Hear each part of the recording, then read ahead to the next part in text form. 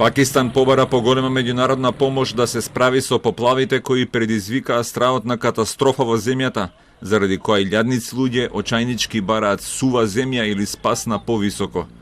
Смртоносниот биланс од поплавите предизвикани од сезоната на поријни монсунски дождови, која започна во јуни, се искачи на 1033 луѓе, при што во последните 24 часа животот го загубиле најмалку 119 луѓе, потврди Агенцијата за справување со природни катастрофи во земјата.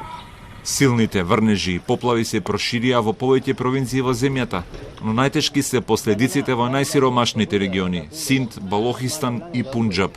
Речиси 300.000 куќи се целосно уништени, како и над 150 мостови, бројни патишта се под вода и се непреодни, додека без електрична енергија остана и поголем дел од поплавените региони. Властите тврдат дека даваат се од себе да се справат со природната катастрофа, но голем дел од луѓето кои ги изгубија своите домови тврдат дека не добиле никаква помош. कोई जानी नुकसान नहीं हुआ है, लेकिन माली नुकसान बहुत हुआ है। पहले से इतला दिया हुआ था लोगों ने, लेकिन कुछ लोगों ने सामान निकाल लिया था, कुछ लोगों का ज़्यादा सामान रह गया था।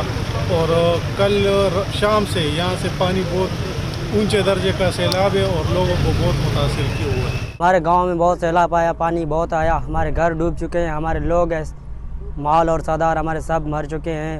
हमें कोई रिलीफ नहीं मिल रहा है हुकूमत की तरफ से। Премиерот на Пакистан Шахбаз Шариф соопшти дека со последиците од поплавите се зафатени повеќе од 33 милиони луѓе, односно околу 15% од населението во државата.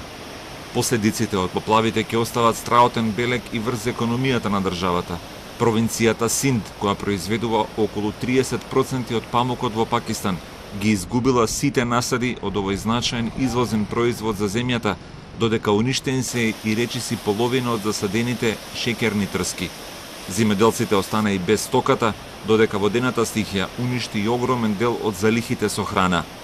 За жителите на поплавените региони владата формираше фонд во износ од 45 милиони долари, а секое семејство кое претрпело штета ќе добие итна помош во висина од 112 долари.